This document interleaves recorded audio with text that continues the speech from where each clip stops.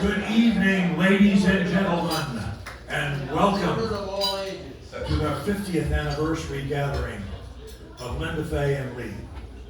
I ask you to please continue to eat as I talk, because I'm going to take a few minutes, and I don't want to slow down the meal. So tonight we celebrate our 50th anniversary. It really seems impossible that it's been 50 years since I rescued Linda Fay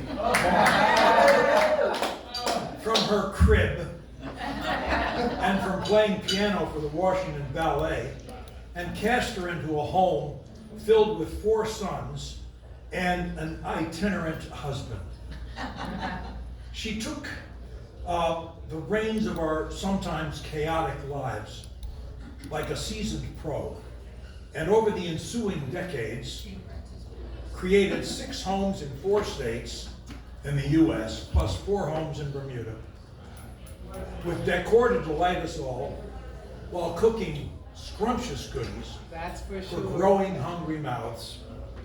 And having briefly taught algebra, she tutored the boys as needed, and in our earliest days, she even ran her own fabric store and sewing classes, all while marching us all in step, boxing ears as needed, but she loved us all through thick and thin. Yes, October 19th, 1973 was surely the luckiest day of my life.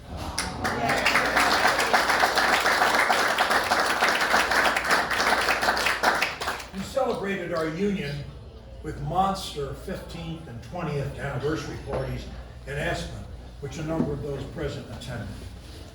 We had luminary entertainers, Bo Diddley, Little Anthony, the Shirelles, the Marvelettes, the Spinners, and others. We had a great time entertaining a couple hundred partiers. Then we had our 30th anniversary in Aspen. Many of you were there at the Hamilton Princess in 2003. As many of you know, we called it Love and Marriage Rule, where over 100 girls came dressed in their original wedding dresses or mock marital costumes. I can still see Elise Outerbridge appearing 9 months pregnant in her wedding gown, and Stuart masquerading as her irate father with a shotgun. We drank at our ice bar and danced and sang to live bands into the wee hours. What a blast. Truthfully, I never expected to celebrate a 50th anniversary. It seemed, well, so far in the future, beyond reality. But here we are. However did we get here? Despite having homes in Maryland, Virginia, Florida, and Aspen, we settled in Bermuda 35 years ago, in 1988, the culmination of 10 years of visiting Bermuda as will-o'-the-wisp tourists. Then in the late 1990s, we closed the doors on our other domiciles, and here we have remained. Bermuda even finally gave us status almost 10 years ago.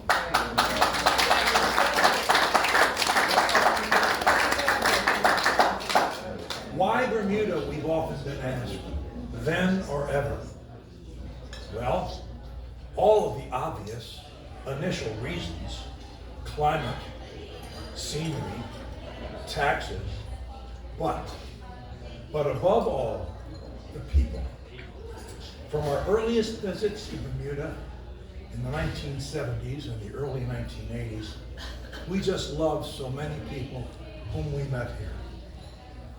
Led by the late Bish McDonald and Mary, whose daughter Megan was 8th at the time. She's here tonight with Courtney.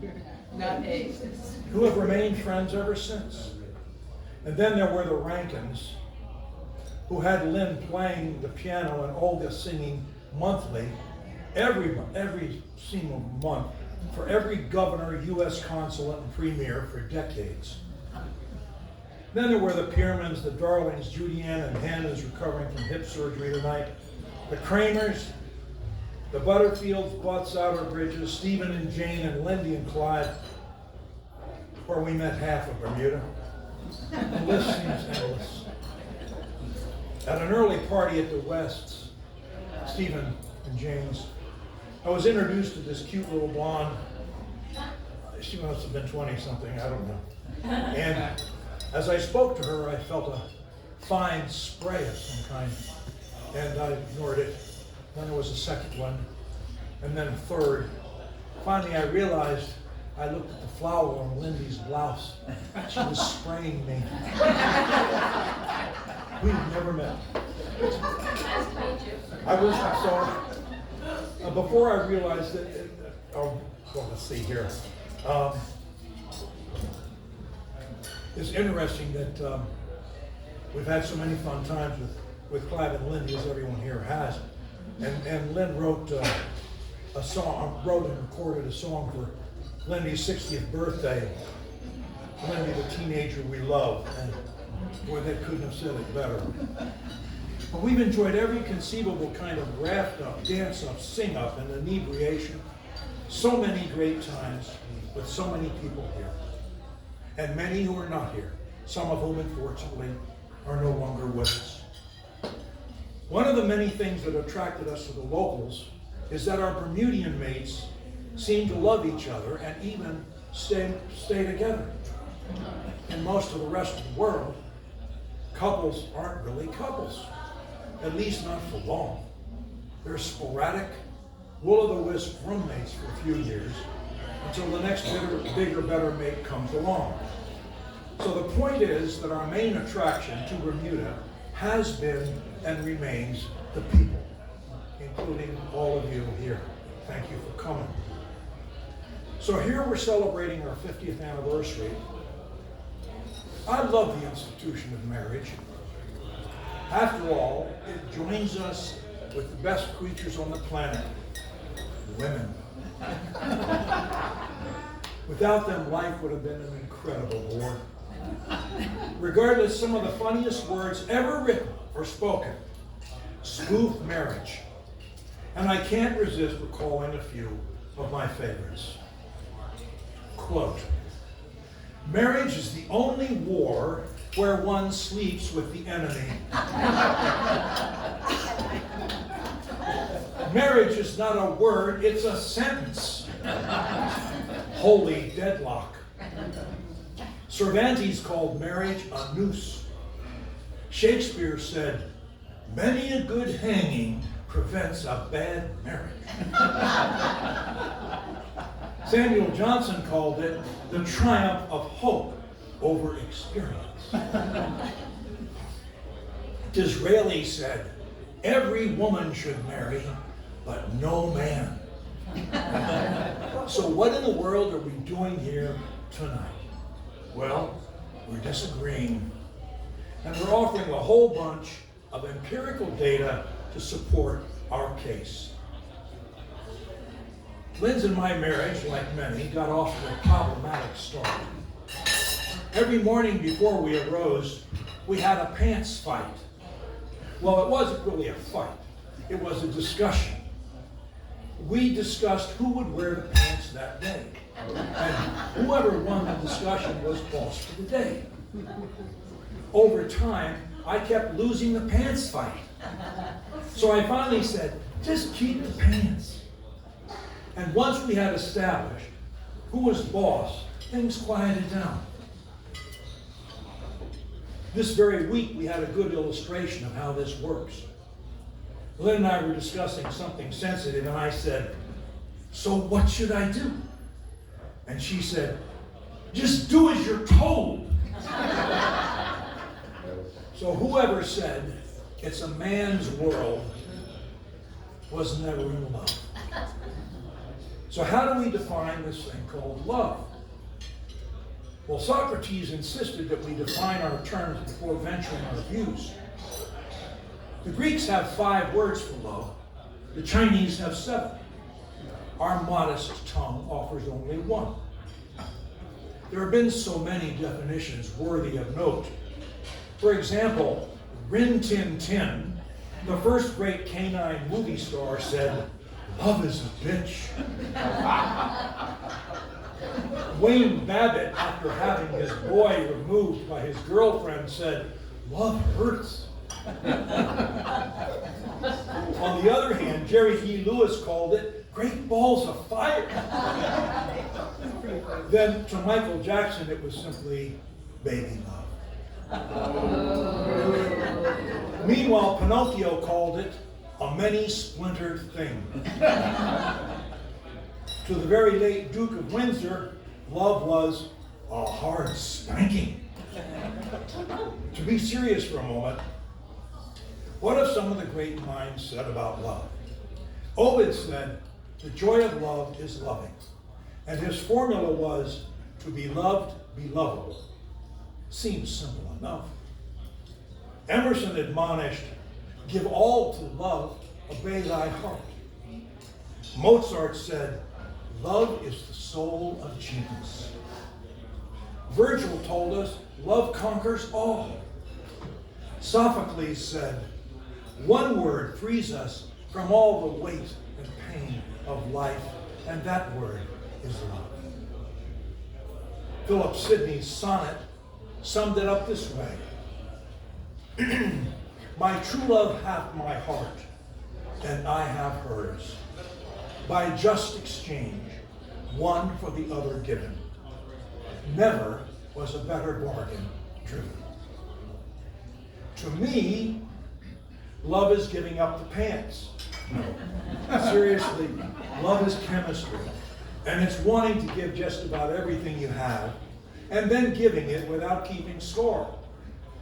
So those are some of the very definitions of love. But why do we love? Pascal said, "The heart hath its reasons, which reason knows nothing of." Christopher Marlowe queried, "Whoever loved that loved not at first sight?" Santayana said, "It's wisdom to believe the heart." So there doesn't seem to be a simple explanation for love's causes. But Plato said, "Love makes the best eugenics," meaning offspring. George Sand added, "There's only one happiness in life, to love and be loved." So Linda Fay and I once again say, love and marriage rule. Because love is the ideal ruler of the planet, and we submit marriage is the vehicle that has advanced love more than any other. Love and marriage rule our lives because we want them to do so, and because for 50 years now, love and marriage have done just that for us. A friend once asked, "So what's the secret?" Well, if there were a secret, I certainly don't know what it is. Lest it be simply to do all that you can to make the other person's life better and to keep the chemistry alive. It's been said that perfection consists of two things: giving and forgiving. Love, like perfection, is active giving and forgiving. When we love, meaning give enough, the love and giving will almost always be returned in due course. My father had a simple rule: give 80% and expect 20 back. If you do that, he said, you may actually give 50%. My rule is much simpler. Just give all that you can and never count the score. One of our sons wrote me today and said, "Dad, I have never heard you say a negative word about Lynn in over 50 years. You have always protected her in this way." Unquote. All I can say is that it was easy because I never thought negatively about her, and I still don't. So, after 50 years of this, love and marriage rule with us, I can only conclude that marriage is the greatest institution on earth.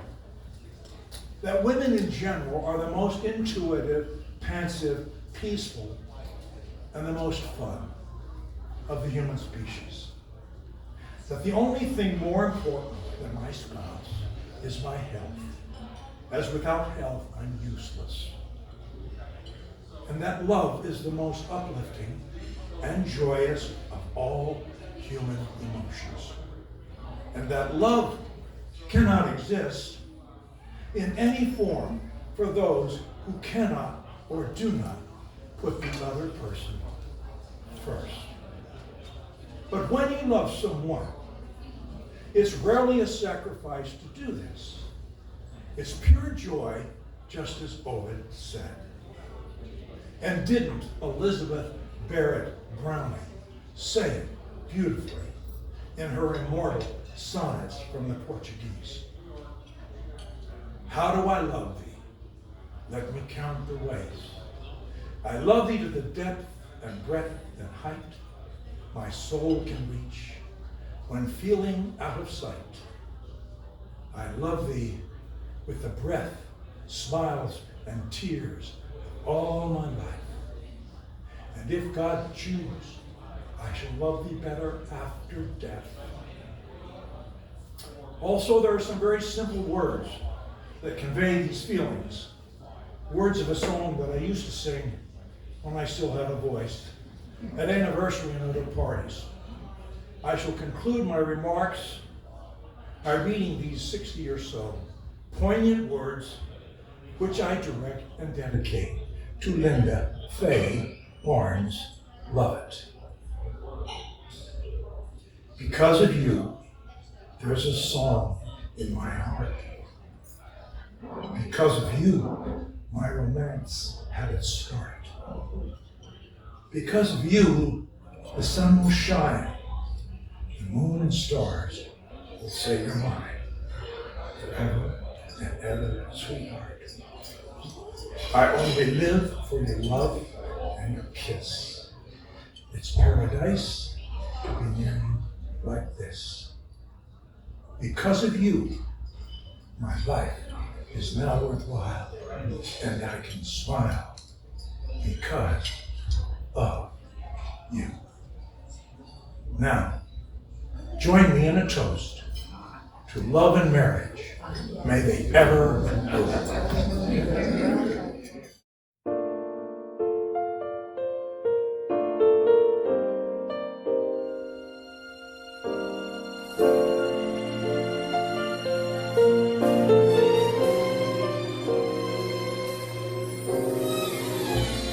I never thought I'd fall in love at first sight.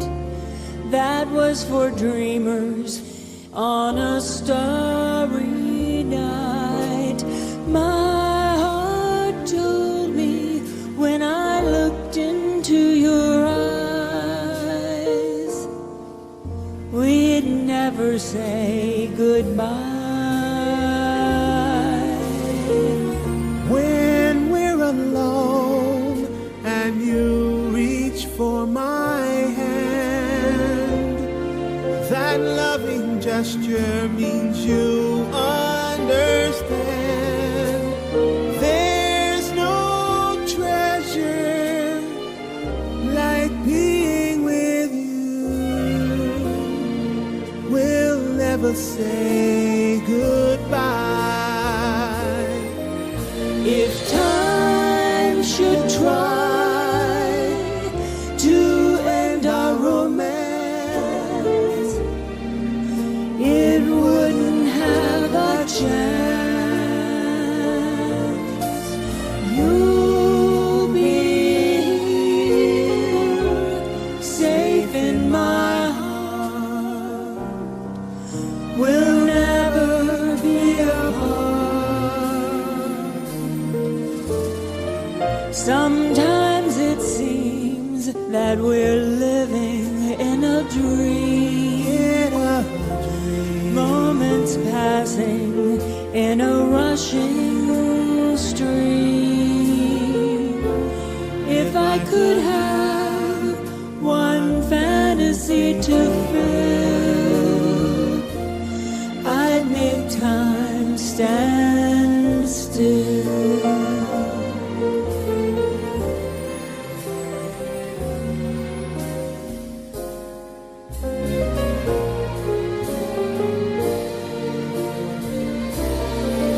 If time should try to end our romance, it wouldn't have a chance. It wouldn't have. You'll be here, safe in my heart. We'll never be apart. If I knew this would be our last day, there's nothing more I would need to say To keep the memory of our love alive.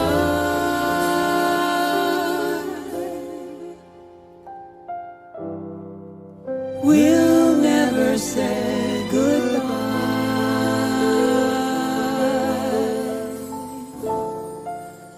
Never say goodbye.